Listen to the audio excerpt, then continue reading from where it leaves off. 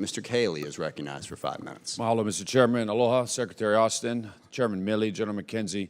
Mahalo for your testimony and taking the time to be here today. As someone who has also worn a uniform, still wears a uniform, I'm very appreciative of your service. And having first deployed to Operation Enduring Freedom in 2005, I am glad that U.S. involvement in the war is over, and I support the President's decision. However, I'm concerned that the accelerated withdrawal, the strategic failure and fall of Afghanistan to the Taliban has damaged U.S. credibility with our allies and partners. As a former C-17 mission commander, I will never forget those images that I saw early in the morning of 15 August from Kabul, where total chaos at HKIA and Afghans falling out of the sky, desperate to flee the country. So I think my testimony, my question was focused on Secretary Austin's testimony, and it's really on the NEO operation that my colleagues, Rep. Crow and had referred to. And so, Secretary Austin, in your testimony, you stated that military planners had crafted a number of evacuation scenarios. In mid-May, you had ordered CENTCOM to make preparations for a potential NEO, and that on the 10th of August, there was another NEO tabletop. When did the State Department actually call for the NEO? I believe it was on the 14th, Congressman. Okay. 14th of August. On the 14th of August, the State Department called for the NEO.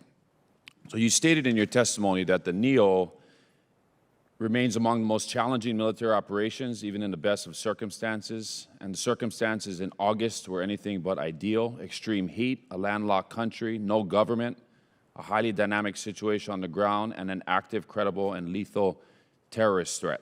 And that also in your testimony that you had offered input to the State Department that although mindful of their concerns that moving too soon would actually cause the very collapse of the Afghan government that we all wanted to avoid, but that moving too late would put our people and our operations at greater risk.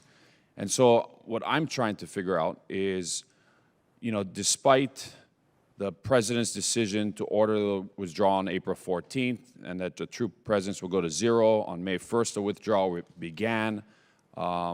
You know, by May and June of 2021, the Taliban had captured a quarter of the country. Representative Crow identified on June 11th, there was a NEO tabletop that was done. On August 6th, the Taliban captured the first capital.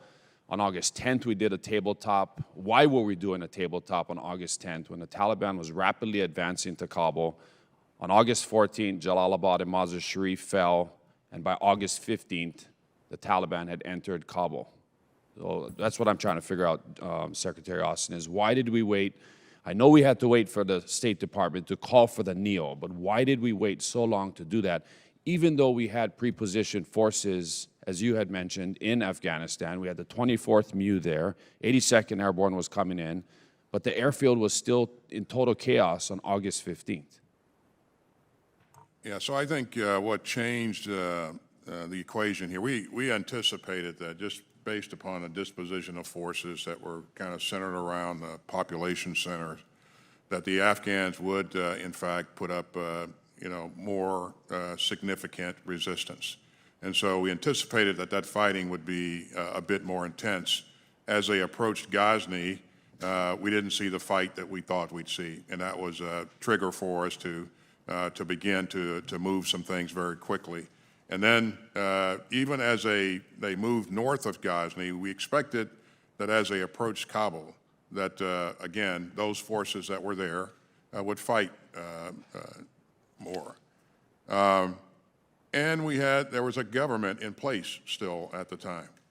But with the government collapsing and leaving, and that precipitated the evaporation of the security forces, and that really panicked the people. And so what you saw on that first day was a result of that panic. Should the NEO operation have commenced sooner than April 14th? I certainly think it could have. Yeah, again, we had the elements to begin to operate a bit sooner. But again, that's a State Department call, and totally understand. We provide our input, and it's based upon a lot of things. And this is not throwing my State Department colleagues under the bus. It's a very dynamic and challenging situation. General McKenzie, you stated that primarily our NEO planning included AMSITs and embassy personnel. When did the NEO planning begin to include Afghans and civs? Late in the spring, early in the summer. All right, we thank began you. to broaden that Thank you plan. for your questions.